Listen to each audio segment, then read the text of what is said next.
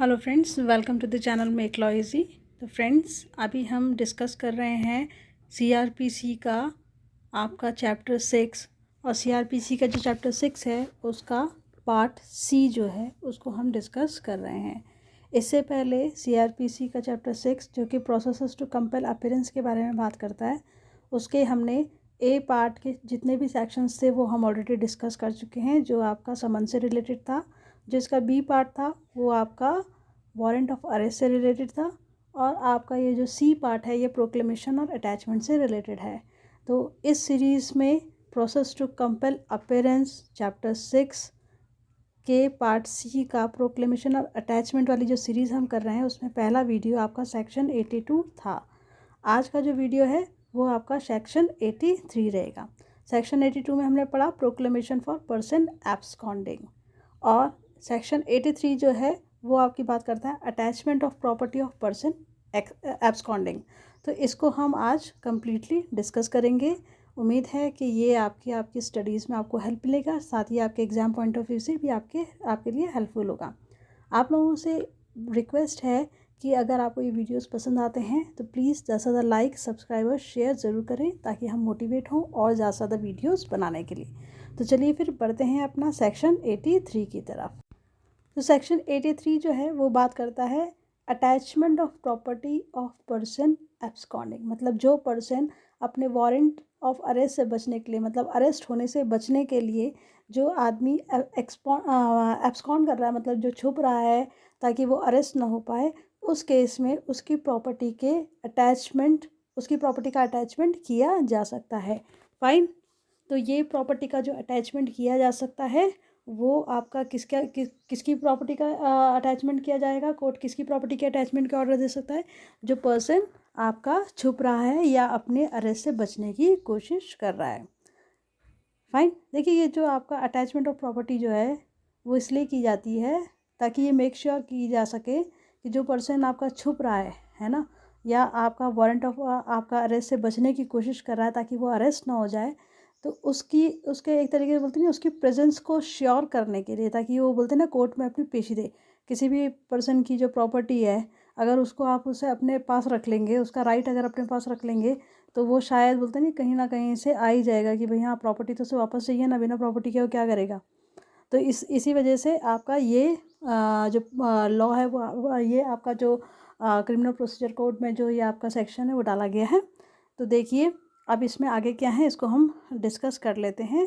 आपके इसके जहाँ तक इसमें क्या है, आपका जो बेयर एक्ट है ना, इसमें आपके टोटल 6 इसके सबसेक्शन दे रखे हैं। तो वो 6 के 6 जो सबसेक्शन हैं उनको हम इसमें आपका डिस्कस करेंगे। तो देखते हैं कि जिसका पहला सबसेक्शन है वो आपका क्या बात कर रहा है। तो ये जो है आपका ग्रीन में लिखा है ना, ये आपका बेयर एक्ट की लैंग्वेज है, इसको हम पढ़ लेते हैं। The court issuing a proclamation under section 82 में for reasons to be recorded in writing at any time after the issue of proclamation order the attachment of any property, movable or immovable or both, belonging to the proclaimed person। ये क्या कहता है कि court जब आपका किसी person के लिए ऐसे पर्सन के लिए जो कि पर्सन आपका एब्सकॉन्ड कर रहा है, मतलब अपनी वारंट से आपका जो अरेस्ट जो है वारंट ऑफ अरेस्ट है उससे बचने के लिए छुप रहा है, ठीक है, अपने आप को छुपा रहा है, तो उस केस में क्या होगा आपका, उस केस में आपका जो कोर्ट है वो आपका प्रोक्लेमेशन इशू करता है जो सेक्शन 82 के अंडर आपका है। तो सेक्शन 82 के अंदर जो आपका कोर्ट प्रोक्लेमेशन इशू करता है, फाइन, तो वहाँ पर केस में, उस केस में क्या है, कोर्ट जो है उसके पास में पावर होती है कि वो प्रोक्लेमेशन इशू करने के साथ साथ में उस पर्सन की, जो पर्सन एब्सकॉन्ड कर रहा है, मतलब जो छुप रहा है, जिसके नाम का वारंट ऑफ अरेस्ट निकला था, उसके जो प्रॉपर्टी है उसके अटैचमेंट का भी ऑर्डर दे सकता है कोर्ट। फाइन। और ये जो है ये आपका राइटिंग में होगा, ठीक है, मतलब रिटर्न फॉर्म में होगा। जो ऑर्डर देगा ना कोर्ट वो रिटर्न फॉर्म में होगा कि भाई क्यों उस पर्सन की प्रॉपर्टी को अटैच किया जा रहा है। फाइन। प्रोवाइडेड दैट, ठीक है ना, इसमें क्या आपकी कंडीशन डाली गई है, provided that where at the time of issue of the proclamation the court is satisfied by affidavit और otherwise that the person in relation to whom the proclamation is to be issued is about to dispose of the whole or any part of his property or is about to remove the whole or any part of his property from the local jurisdiction of the court, it may order the attachment simultaneously with the issue of the proclamation.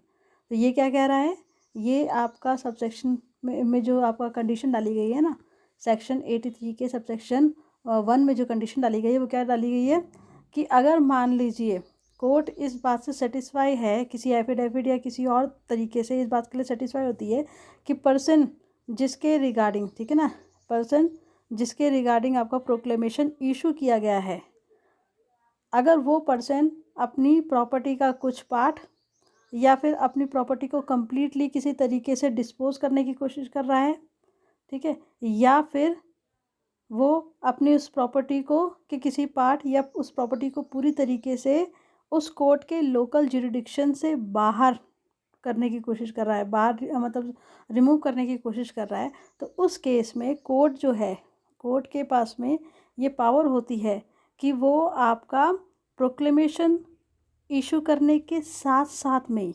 Proclamation issue करने के साथ साथ में ही attachment of property, मतलब उस person की attachment of property के लिए भी ऑर्डर कर सकता है, साथ साथ ऑर्डर कर सकता है। जैसे उसने पब्लिश करने के लिए दे दिया कि भाई ये प्रोक्लेमेशन आपको पब्लिश करना है, कोर्ट ने ऑर्डर दे दिया, और उसे लग रहा है कि पर्सन जो है वो अब क्या करेगा, यहाँ से भागने की कोशिश करेगा, अपनी प्रॉपर्टी जो है उसको या तो बेचने की कोशिश करेगा पूरी तरीके से या उसका कुछ पार्ट, या फिर प्रॉपर्टी जो है उसको उस कोर्ट के जिसने प्रोक्लेमेशन इशू किया है ना या इशू कर रहा है उसके लोकल जुरिडिक्शन से बाहर निकालने की कोशिश करेगा। तो उस केस में कोर्ट के पास में पावर होती है कि वो क्या कर सके, वो आपका उस पर्सन के प्रोक्लेमेशन इशू करने के साथ में ही आपका ऑर्डर ऑफ अटैचमेंट, उसकी प्रॉपर्टी के जो अटैचमेंट के ऑर्डर है उसको भी इशू कर सकते हैं।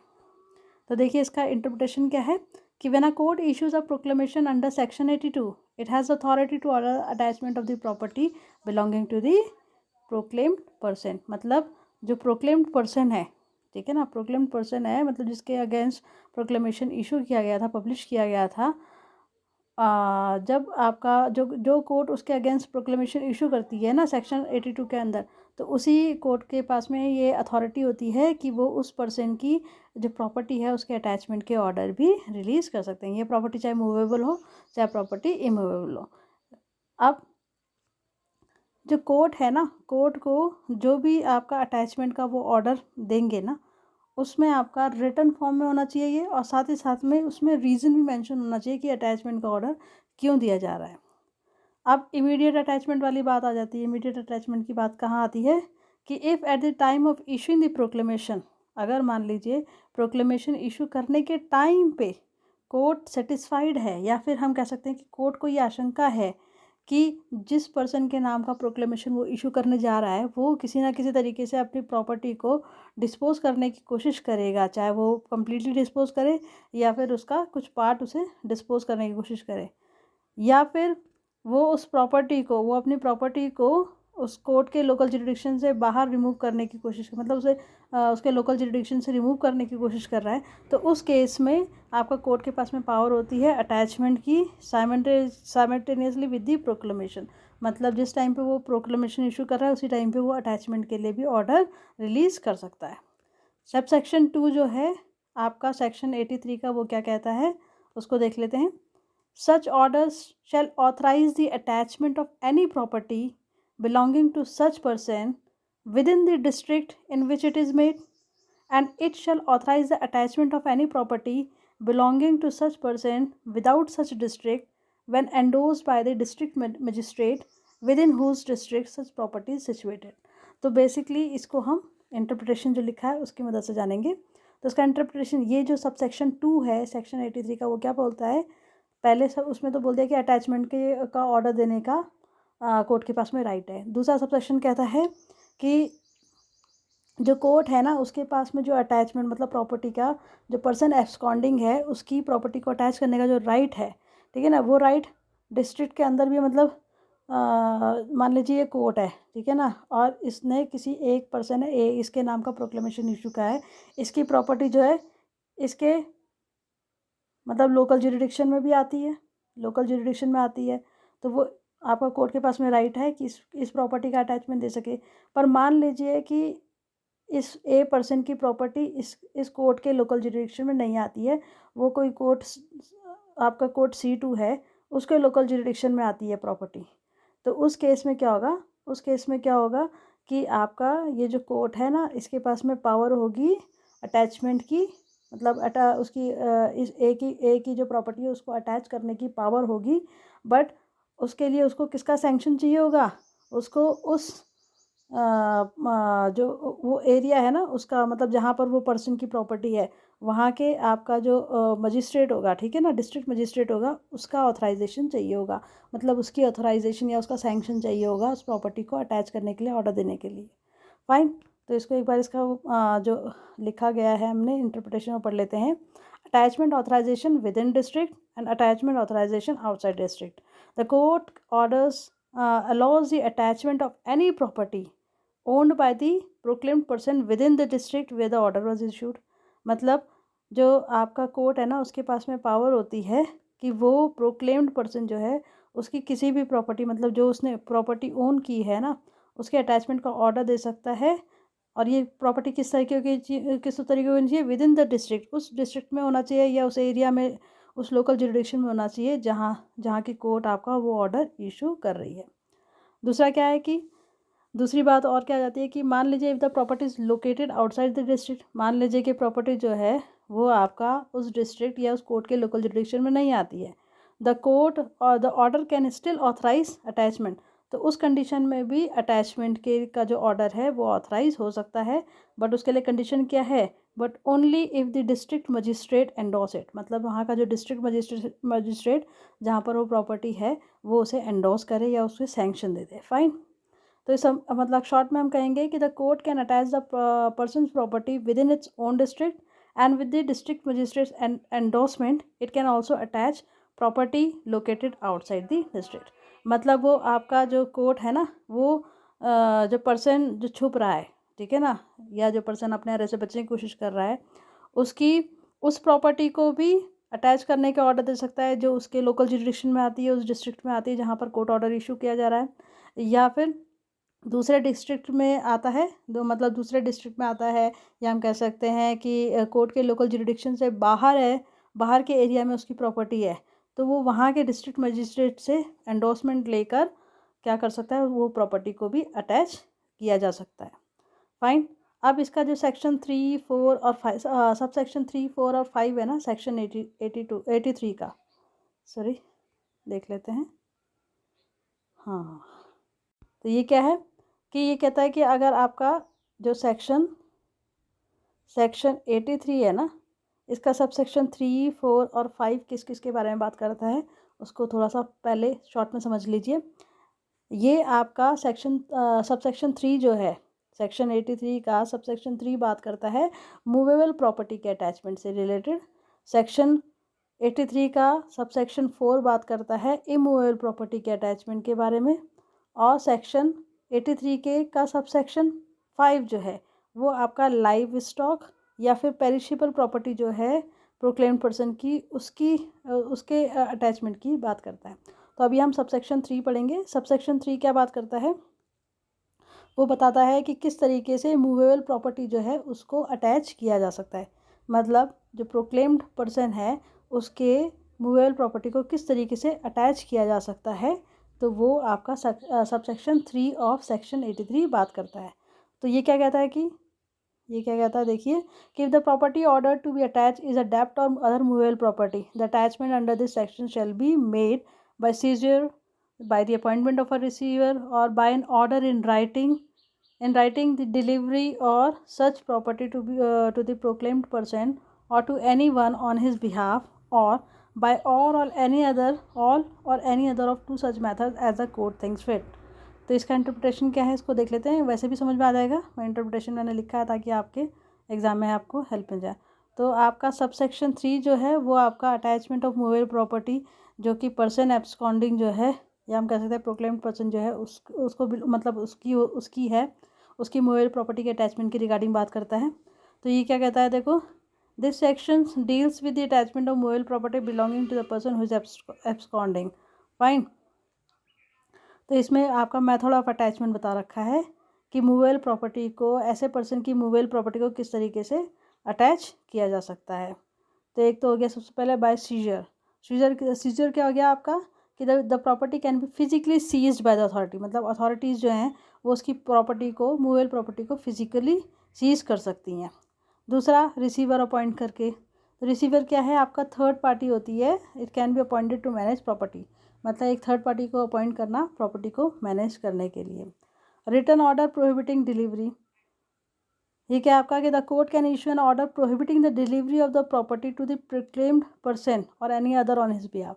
मतलब ये कहता है कि जो कोर्ट है ना वो कोई ऑर्डर इशू कर सकता है जो कि क्या मेंशन करेगा कि जो प्रोक्लेम्ड पर्सन है उसको ना प्रॉपर्टी की डिलीवरी नहीं मिलेगी, मतलब प्रोहिबिट करना, प्रॉपर्टी की डिलीवरी को प्रोहिबिट करना प्रोक्लेम्ड पर्सन को या उसके बिहाफ पे किसी दूसरे पर्सन को। मान लीजिए ये ए पर्सन है ना, इसको प्रोहिबिट कर देंगे कि वो भाई आप उस प्रॉपर्टी का को नहीं ले सकता, या उस प्रॉपर्टी का पोजीशन नहीं ले सकता, या वो प्रॉपर्टी को अपने पास नहीं रख सकता, या तो ए इसको भी करे, इसको भी प्रोहिबिट करेंगे।